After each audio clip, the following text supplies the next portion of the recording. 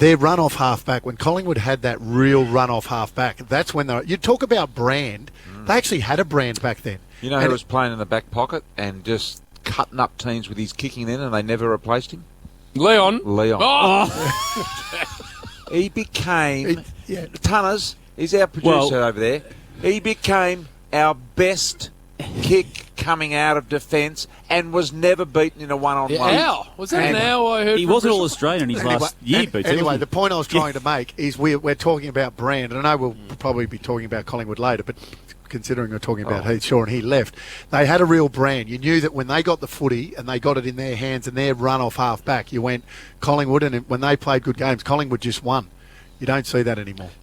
What we've found today, Bristol, since we've been here, is a bit of a throwback to a past time. Right. Because in past years, when we didn't have Duck because Duck was working elsewhere, but we did have our man Gaz Lyon. Oh, yeah.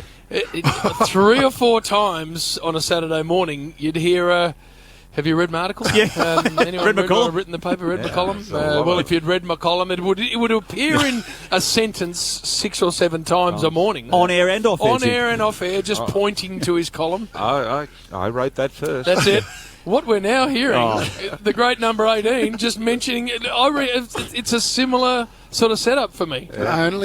Only today, because it was topical in a conversation that we had off air, and our producer here, just not even across what we're doing, and he probably should be, because he says we're going to talk about this, and I go, well, I wrote about that. But that was the 4th time you'd referenced that said article. You did go back to it a few times. Just thought, Well, anyway, it was a really good column. It was online about midday yesterday, and I read it then. See, Damo read it. I read it because he's got to be across that. I think there's something in the motoring section of The Age today you should have a look at too. I think it's in the motoring section. Well, what's that, Bristol? Something? Maybe Age or Australian. What have you penned an article about tractors or something? Oh, I don't know. Oh, yes, you do. Can we source that, Luke? You know exactly what it is. Are you trying to sell something? Yeah. No, get something for free, maybe. No.